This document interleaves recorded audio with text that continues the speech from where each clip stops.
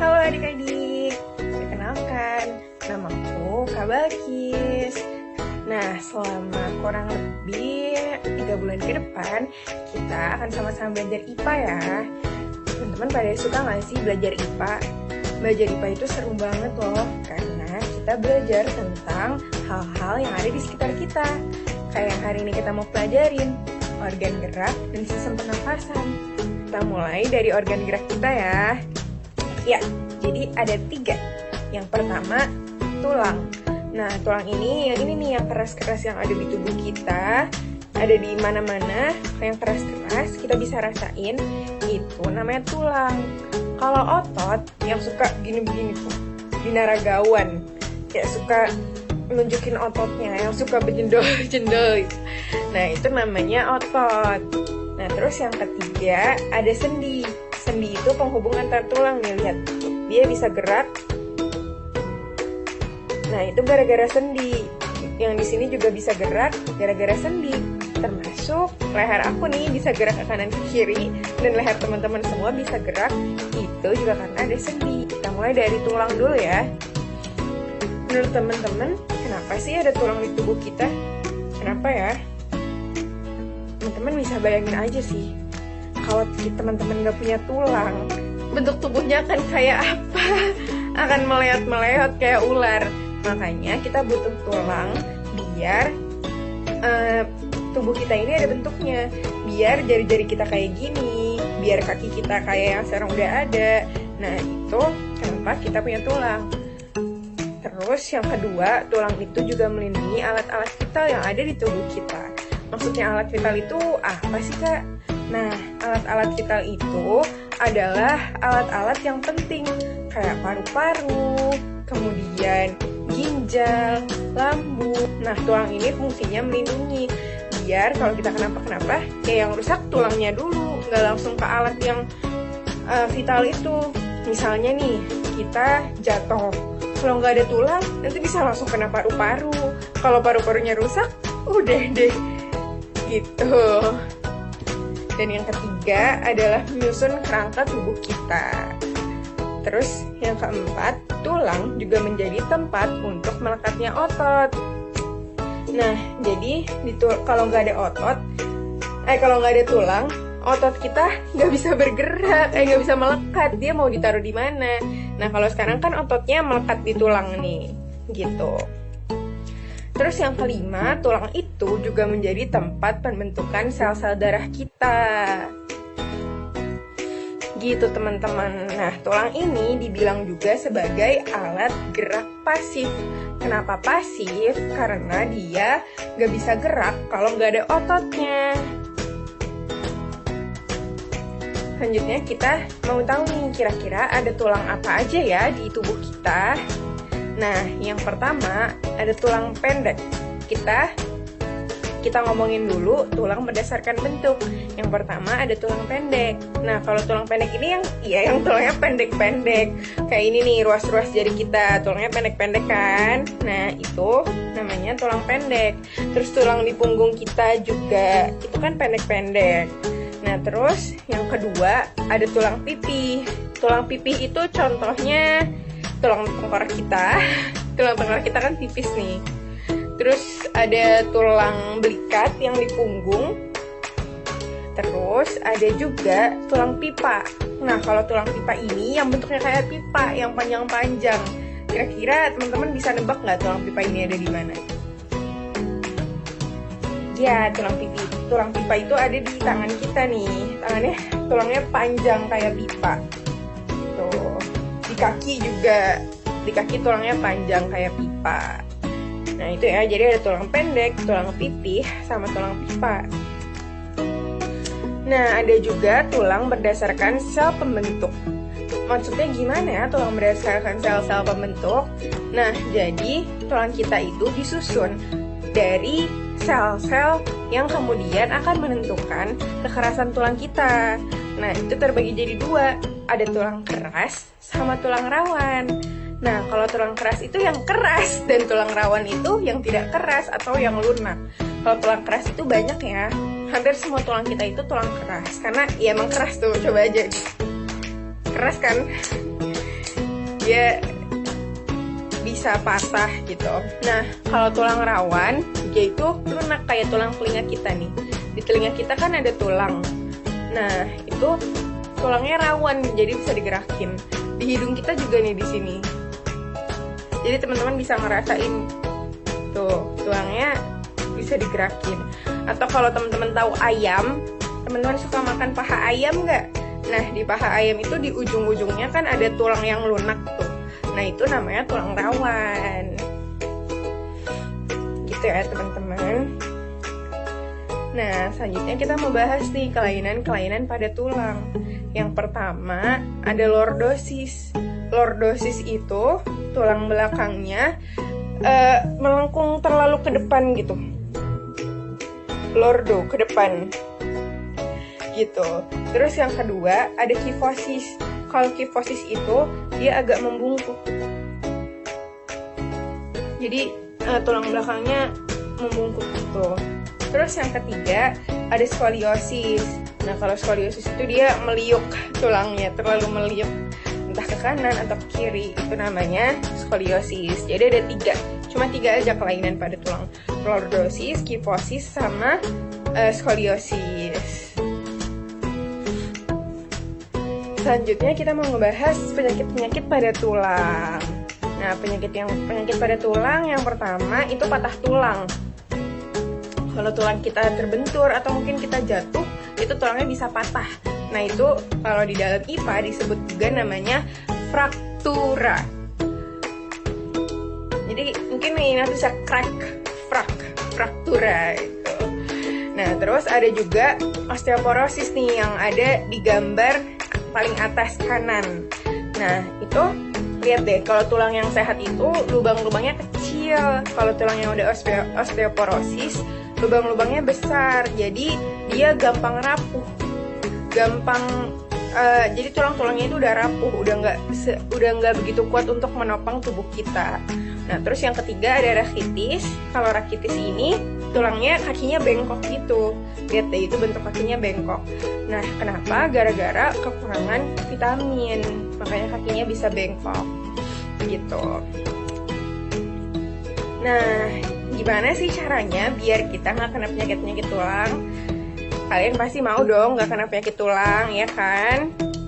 Nah, yang pertama kita itu rutinin buat berjemur pagi-pagi. Jadi kalau pagi-pagi teman-teman bangun nih sebelum sekolah, berjemur dulu. Bisa sambil jalan pagi, bisa sambil lari pagi, bisa sambil loncat-loncat, atau mungkin teman-teman mau main bola, apapun teman-teman bisa. Tapi itu dilakukan di pagi hari dengan sinar matahari ya. Jadi sekitar jam 7 jam 8 gitu. Terus teman-teman juga harus pakai sunblock biar kulitnya nggak rusak gitu. Terus yang kedua adalah kita harus rutin berolahraga minimal 30 menit sehari. Nah, biar nggak banyak-banyak nih jadi kayak kita harus keluar 15 menit, harus olahraga juga 30 menit, digabungin aja. Jadi sambil kita berjemur, sambil kita olahraga juga gitu. Terus yang ketiga, kita harus menjaga posisi tubuh kita biar tetap tegak. Coba nih, sekarang teman-teman siapa yang duduknya nggak tegak? Sekarang ditegakin dulu duduknya, biar tulangnya nggak menjadi kifosis atau kita terlalu menunduk ke depan. Nah, udah bahas tentang tulang, sekarang kita mau bahas tentang otot. Otot ini dibilang juga sebagai anggota gerak aktif. Kira-kira kenapa ya otot dibilang anggota gerak aktif? Nah, ini nih alasannya. Yang pertama, otot itu dilakukan untuk membuat gerakan. Jadi kalau kita cuma punya tulang, nggak punya otot, nggak bisa gerak tubuh kita gitu. Terus yang kedua, untuk mendukung bentuk tubuh atau postur tubuh seseorang. Jadi ya sama sih kayak yang tadi, kalau ada tulang doang nggak ada ototnya, ya nggak bisa postur tubuhnya. Jadi kalau tadi tulang itu membentuk, otot itu mendukung. Dan yang terakhir adalah untuk menjaga suhu tubuh kita agar tetap stabil. Nah, di tubuh kita ada 3 jenis otot. Yang pertama otot jantung. Otot jantung ini yang ada di jantung dan dia bergeraknya secara nggak sadar.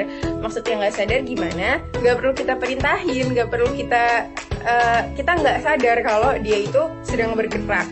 Kayak sekarang teman-teman sadar nggak kalau jantungnya lagi bergerak? Enggak kan? Nah itu otot jantung bekerjanya secara tidak sadar. Terus ciri-cirinya dia itu inti selnya ada di tengah tuh, teman-teman lihat ya gambarnya, inti selnya ada di tengah, yang biru-biru itu inti sel. Kemudian yang kedua ada otot lurik atau lebih dikenal juga dengan otot rangka. Itu yang ada di sekitar tulang-tulang kita, itu namanya otot lurik. Dan bekerja secara sadar, karena kita sadari, kayak aku lagi gerakin mulut, aku sadar. Aku lagi gerakin tangan, aku sadar. Gitu. Nah dia ciri-cirinya inti selnya ada di pinggir-pinggir.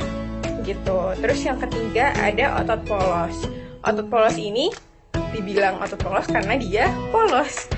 Kalau teman-teman lihat di antara otot lurik dan otot jantung, otot polos ini nggak ada garis-garisnya, makanya dibilang otot polos.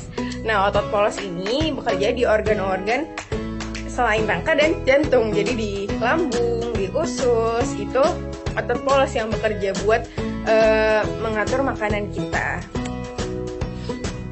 Nah, ini selanjutnya ada sendi. Sendi itu fungsinya buat ngegerak-gerakin itu ya. Nah, terus ada 4 macam sendi berdasarkan arah pergerakannya. Yang pertama ada sendi peluru. Sendi peluru itu bisa berputar ke segala arah. Contohnya adalah leher kita nih, dia bisa berputar ke segala arah. Kemudian ada sendi engsel. Sendi engsel tuh dia bergeraknya kayak engsel, cuma satu arah. Ada sendi putar.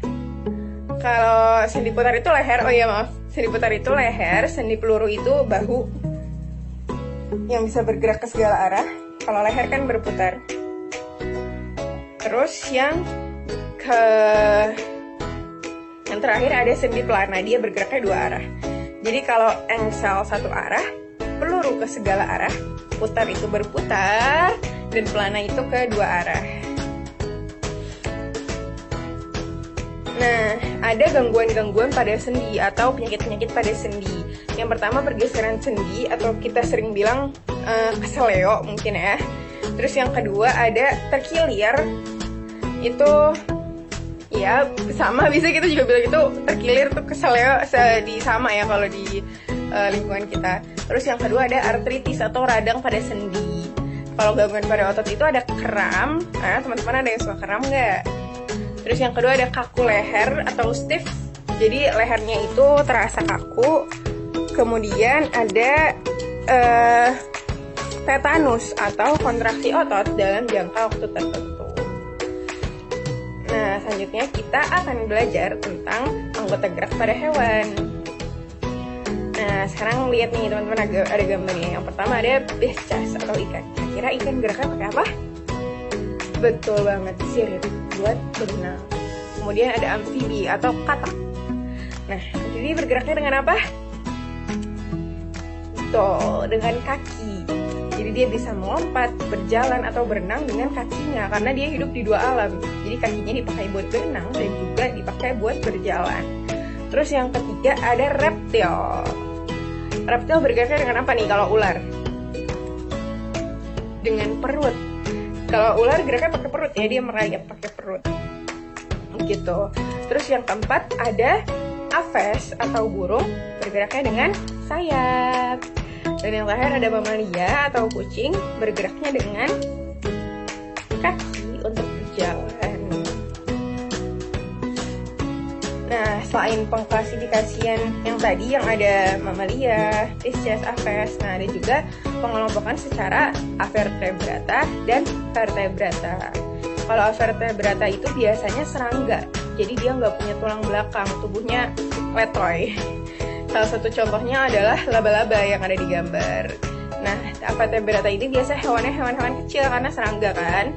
Kemudian anatominya itu sederhana, sistem tubuhnya juga sederhana. Nah, dia cuma punya 1 lapisan kulit. Kalau vertebrata, dia itu punya tulang belakang, tubuhnya cenderung lebih besar, kemudian struktur tubuhnya lebih kompleks, anatomi tubuhnya juga lebih rumit, dan dia punya 2 lapisan kulit. Nah, kita lanjut ke sistem pernapasan manusia. Sekarang coba teman-teman tarik nafas. Nah, kira-kira apa aja tuh yang bergerak? Betul, pertama hidung. Hidung ini dia ini masih oke. Yang pertama ada hidung. Kemudian yang kedua dari hidung masuk ke tenggorokan, dan dari tenggorokan masuk ke paru-paru. Nah, hidung ini, yang pertama kita dari hidung dulu ya. Hidung itu fungsinya buat menyaring udara yang masuk ke tubuh kita dari kotoran dan debu. Jadi tubuh kita itu ada rambut-rambut, ada juga cairan. Itu fungsinya untuk menyaring kotoran dan debu. Nah, juga menyesuaikan suhu di luar dengan suhu tubuh. Jadi tubuh kita itu selalu hangat, sedangkan suhu di luar itu kan dingin. Nah, dengan cairan-cairan yang ada di hidung ini nanti disesuaikan tuh suhunya biar kita nggak kedinginan terus demam gitu. Terus ada tenggorokan. Jadi dari hidung masuk ke tenggorokan. Nah, kalau tenggorokan itu penghubung antara hidung dengan paru-paru. Nah, dia itu fungsinya untuk menyaring lagi udara. Jadi penyaringan udara itu nggak cukup sekali, harus 2 kali. Dari hidung disaring juga di tenggorokan. Dan yang terakhir ada paru-paru. Tapi paru-paru ini terdiri dari 3 bagian. Yang pertama ada bronkus atau cabang dari trakea, itu yang satu itu, yang kayak kotak itu. Terus yang kedua ada bronchiolus, yaitu cabang dari bronkus yang kebagi jadi 2. Dan yang ketiga ada alveolus atau yang di ujung-ujung merah-merah ini. Nah, itu fungsinya sebagai tempat pertukaran oksigen dan karbon dioksida. Nah, ada jenis-jenis penyakit di organ pernafasan. Mungkin yang paling teman-teman kenal sekarang ini ya, corona ya. Corona itu adalah salah satu contoh penyakit yang menyerang organ pernafasan kita. Nah, terus selain itu ada juga pneumonia, ada juga TBC. TBC itu infeksi bakteri, kemudian asma yang suka sesak nafas, kemudian ada bronkitis atau itu infeksi di bronkus, kemudian kanker paru-paru, influenza, dan masih banyak sih penyakit organ pernafasan itu banyak sekali. Dan kalau di kota-kota besar biasanya anak-anaknya itu mengidap namanya infeksi saluran pernapasan akut, karena sehari-hari kita banyak banget menghirup polusi, jadi saluran pernapasan kita itu mengalami infeksi. Nah, gimana caranya biar kita bisa menjaga kesehatan organ pernapasan? Yang pertama, pakai masker. Bener banget, karena untuk menghindari corona ya, pasti sekarang kita harus pakai masker. Yang kedua, menjaga kebersihan. Menjaga kebersihan lingkungan sekitar kita biar terbebas dari debu dan kotoran-kotoran lainnya. Terus yang ketiga, nggak boleh merokok. Jangan merokok ya teman-teman, nggak ada kan yang merokok di sini. Kemudian yang keempat, menanam pohon, karena pohon itu adalah sumber oksigen. Jadi kita harus banyak-banyak menanam pohon biar udaranya itu bersih. Makan sehat itu kunci sih teman-teman. Jadi kita harus banget menjaga makanan kita. Dan yang keenam adalah tidur yang cukup. Karena lewat tidur itu metabolisme tubuh kita, kesehatan tubuh kita itu diperbaharui, dijaga lagi lewat tidur itu. Tapi kita harus tidur yang cukup dan jangan sampai kebalik ya. Jadi malam itu buat tidur, jangan sampai pagi-pagi tidur, malam-malam melek. Nah, itu nggak baik teman-teman. Nah, selanjutnya kita mau ngebahas tentang sistem pernafasan di hewan. Nah, hewan kita klasifikasi lagi kayak tadi ya. Yang pertama dari mamalia. Kalau mamalia itu kurang lebih sama kayak kita ya, dari hidung ke trakea, kemudian ke paru-paru. Terus ada reptilia atau reptil. Nah, dia itu juga pakai paru-paru, tapi beberapa ada juga yang menggunakan kloaka. Jadi kloaka itu kayak kulitnya dia gitu. Nah, reptil ini punya kulit yang kering, jadi susah ditembus air. Karena itu, reptil ini tahan di suhu yang panas. Terus ada pisces atau ikan. Nah, kalau ikan bernafasnya pakai insang ya, udah tau lah teman-teman. Kalau ikan bernafasnya pakai insang. Kemudian ada amfibi. Nah, amfibi ini menarik nih. Amfibi kan tinggal di 2 alam nih. Jadi dia bernafasnya dengan 3. Yang pertama insang-insang.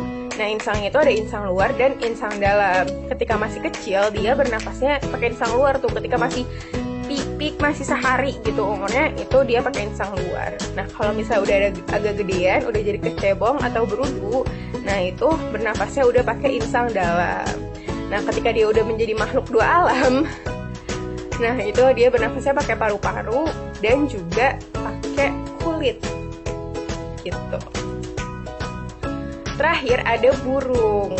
Nah, burung ini juga menarik. Jadi dia sama kayak kita, ada lubang hidung, trachea, dan paru-paru. Nah, tapi burung ini punya kantung udara. Fungsinya buat apa? Buat menyimpan udara sama dia lagi terbang. Karena kalau terbang, dia udaranya ada yang kesimpan di paru-paru, ada juga yang kesimpan di kantong udara. Nah, ada dua fase nih. Kalau di burung ada fase inspirasi dan fase ekspirasi. Nah, kalau di fase inspirasi, jadi ketika sayapnya diangkat, ya mengangkat sayap, udara pangkal lengan, kantung udara yang ada di pangkal lengan itu mengembang. Jadi udaranya masuk. Nah, ketika sayapnya diturunkan, udara pangkal lengannya itu, kantung udara pangkal lengannya itu mengempis sehingga udaranya keluar. Jadi ketika dia ngangkat, udara masuk, diturunin, udara keluar. Gitu. Nah, itu aja penjelasan untuk hari ini. Sampai ketemu.